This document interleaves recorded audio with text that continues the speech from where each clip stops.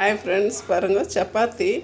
இது வந்து பீர்க்கங்காய் உருளைக்கிழங்கு போட்டு ஒரு கூட்டு வச்சுருக்கோம். இது பார்த்திங்கன்னா சாதத்துக்கு, தோசைக்கு, இடியாப்பத்துக்கு, ஆப்பத்துக்கு, இட்லிக்கு, ஈவன் சப்பாத்தி, பூரி எல்லாத்தோடும் இது சூப்பராக மேட்ச் ஆகும் ஃப்ரெண்ட்ஸ். இது ஒரு முறை செஞ்சு பார்க்கலாம். இப்போ வந்து இது எப்படி செய்கிறதுன்னுட்டுன்னு செய்கிறது பார்க்கலாம் வாங்க friends. Hi friends, happy morning. Welcome to all channel friends. பாருங்கள், நான் ஒரு தவா வச்சுருக்கேன். இதில் கொஞ்சம் ஒரு 2 டேபிள் ஸ்பூன் ஃபுல்லாக எண்ணெய் ஊற்றிருக்கேன். இப்போ இதில் கொஞ்சம் சீரகம் சேர்த்துடுறேன். இப்போ சீரகம் பொரிஞ்சிடுச்சு. நான் வந்து வெங்காயம் போட்டிருக்கேன்.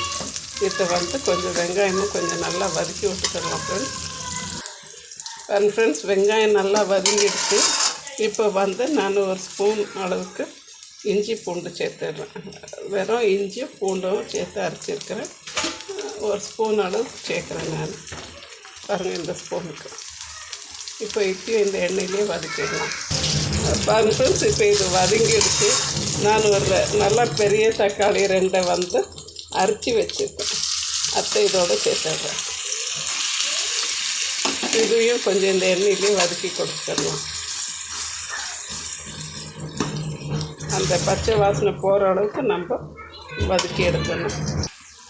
இப்போ பாருங்கள் ஃப்ரெண்ட்ஸ், நான் அரைச்சி வச்ச தக்காளி இதோடு சேர்த்துடுறேன். இதையும் கொஞ்சம் வதக்கி கொடுத்துக்கிடலாம். பாருங்கள் ஃப்ரெண்ட்ஸ், இப்போ நான் போட்ட வெங்காயம் தக்காளி எல்லாம் நல்லா வந்துடுச்சு. அந்த பச்சை ஸ்மெல் போகிற அளவுக்கு. இப்போ நான் வந்து கட் பண்ணி வச்சுருக்க தக்காளி கொஞ்சம் போட்டு வதக்கிக்கிடுறேன்.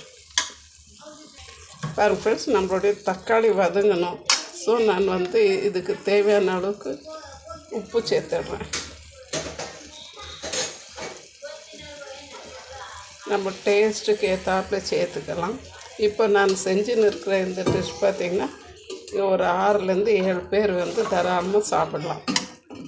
இது சாதத்தோடு சாப்பிட்றதுக்கு, சப்பாத்தி, இட்லி, தோசை, பின்ன வந்து ஆப்பம், இதுக்கு எல்லாத்துக்குமே இது சூட்டபுளான ஒரு டிஷ்ஷு.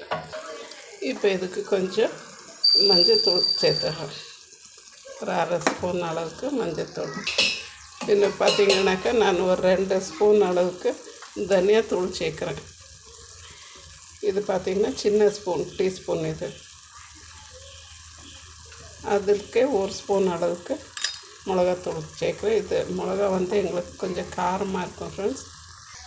பாருங்கள் ஃப்ரெண்ட்ஸ், இப்போ நான் பொடியாக கட் பண்ணி வச்சுருக்க உருளைக்கிழங்கு சேர்த்துடுறேன்.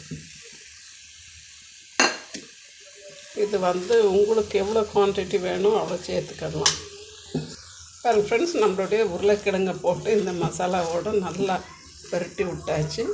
இதுக்கு நம்ம உப்பு போட்டோம். காரம் பார்த்திங்கன்னா நம்மளுக்கு தேவையான அளவுக்கு காரம் போட்டுக்கலாம். உங்கள் மிளகாத்தூள் என்ன இருக்குது அந்த மாதிரி. இப்போ வந்து நான் பீர்க்கங்காவை சேர்க்குறேன். இந்த பீர்க்கங்காவும் இந்த மசாலாவோடு நல்லா வதக்கி கொடுத்துட்டு அடுத்து நம்மளுக்கு இதுக்கு தண்ணி எவ்வளோ வேணும் அவ்வளோ ஊற்றிக்கணும். பாருங்கள் ஃப்ரெண்ட்ஸ், இப்போ இதுக்கு தேவையான அளவுக்கு நான் தண்ணி ஊற்றி விட்ருக்கேன்.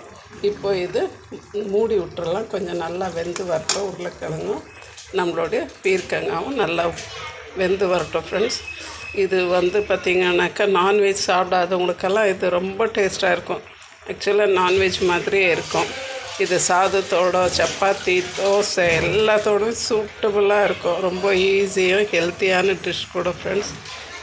பாருங்கள் ஃப்ரெண்ட்ஸ், நம்மளுடைய உருளைக்கிழங்கு பீர்க்கங்காய் கூட்டு வந்து சூப்பராக ரெடி ஆகிடுச்சு. இது சப்ஜின்லாம், கூட்டுன்னலாம், கொஜ்ஜுன்னலாம் ரொம்பவே அருமையாக வந்துடுச்சு. இப்போ இதுக்கு நான் மல்லி செடி தூவியிருக்கேன். 2 நிமிஷம் விட்டு எடுத்துடலாம் ஃப்ரெண்ட்ஸ். பாருங்கள் ஃப்ரெண்ட்ஸ், நம்மளுக்கு சப்பாத்தியோட இந்த பீர்க்கங்காய் உருளைக்கிழங்கு சப்ஜி வந்து சூப்பராக இருக்கும். இது ஒரு முறை செஞ்சு பாருங்கள். ரொம்ப ரொம்ப நல்லாயிருக்கும் ஃப்ரெண்ட்ஸ். சிம்பிளாகவும் இருக்கும், அதே நேரத்தில் டேஸ்டியான டிஷ் கூட. தேங்க்யூ ஃபார் வாட்சிங் ஃப்ரெண்ட்ஸ். ப்ளீஸ் ஷேர் பண்ணுங்கள், லைக் பண்ணுங்கள், சப்ஸ்கிரைப் பண்ணுங்கள் ஃப்ரெண்ட்ஸ். தேங்க்யூ. ஹாய் ஃப்ரெண்ட்ஸ், பாருங்கள் சப்பாத்தி. இது வந்து பீர்க்கங்காய் உருளைக்கிழங்கு போட்டு ஒரு கூட்டு வச்சுருக்கோம். இது பார்த்திங்கன்னா சாதத்துக்கு, தோசைக்கு, இடியாப்பத்துக்கு, ஆப்பத்துக்கு, இட்லிக்கு, ஈவன் சப்பாத்தி, பூரி எல்லாத்தோடும் இது சூப்பராக மேட்ச் ஆகும் ஃப்ரெண்ட்ஸ். இது ஒரு முறை செஞ்சு பார்க்கலாம். இப்போ வந்து இது எப்படி செய்கிறதுன்னுட்டுன்னு செய்கிறது பார்க்கலாம் வாங்க ஃப்ரெண்ட்ஸ்.